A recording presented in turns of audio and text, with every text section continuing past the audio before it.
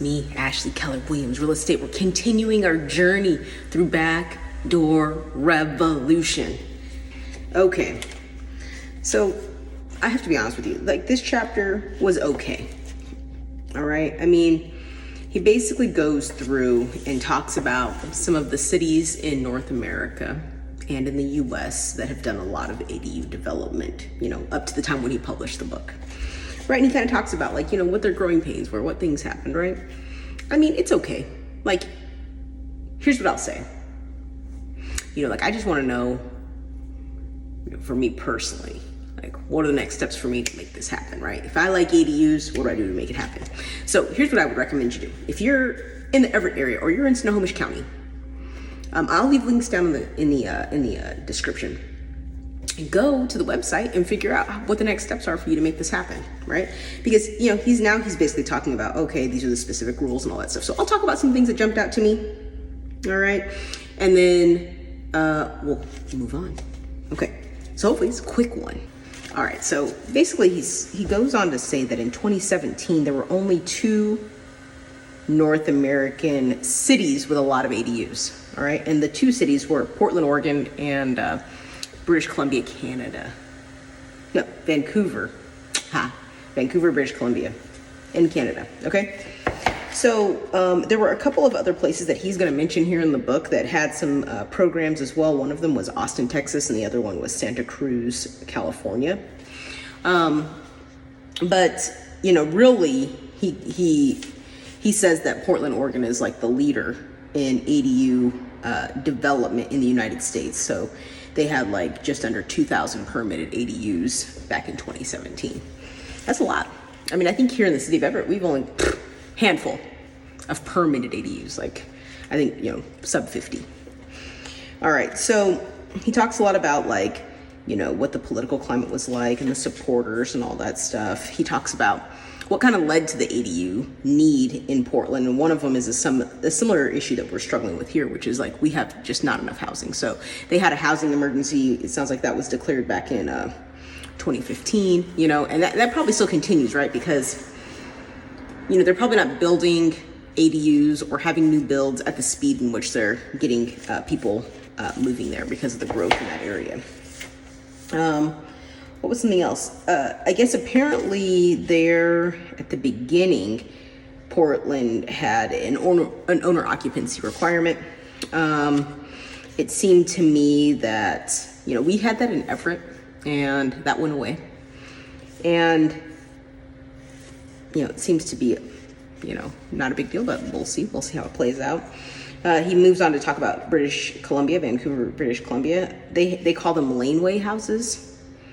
And secondary suites. So the secondary suite is when the basement gets converted, and the laneway houses are when they do like a detached unit in the off the alley.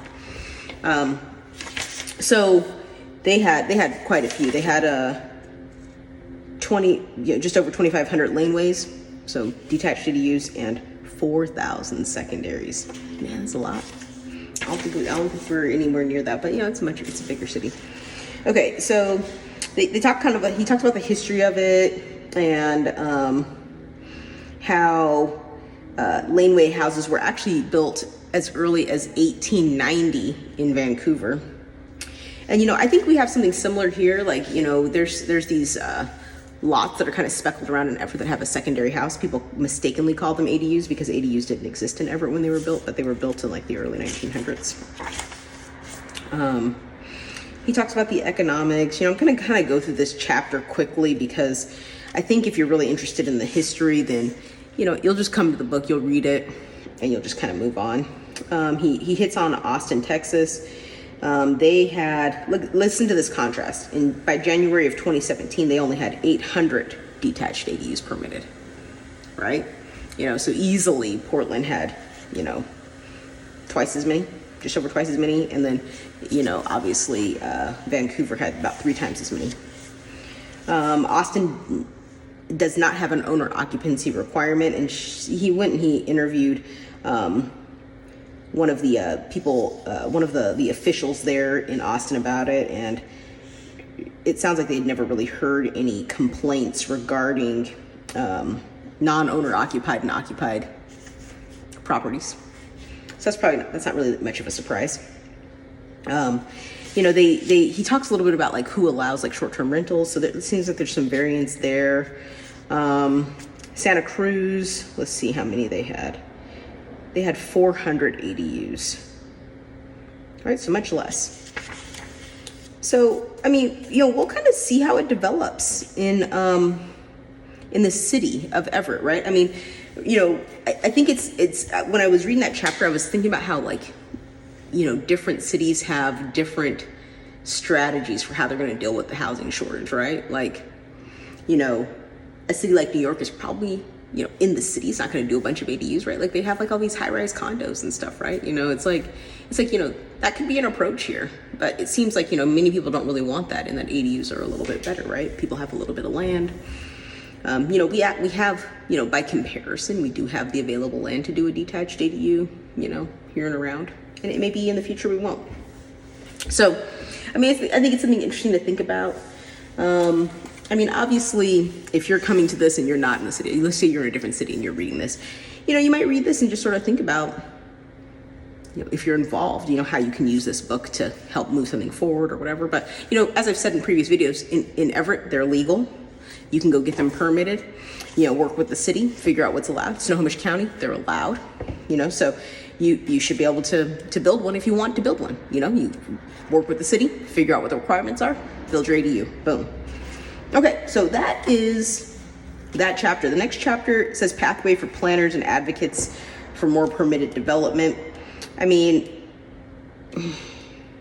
I got to be honest with you. I feel like this chapter, I'm going to go through it really quickly. And, you know, I think, you know, maybe we'll see what's in there. You know, it'll probably be a lot like this last chapter. And the last chapter is civil disobedience and ADUs. And that's basically it. It takes to the conclusion. So we have maybe like 3 more videos to this, and then we'll be done exploring ADUs through the book Backdoor Revolution. If you have any questions or comments, please leave them down below. Subscribe to my channel, like the video. That helps. Like the video, subscribe to my channel, and I'll see you on the next one. Take care.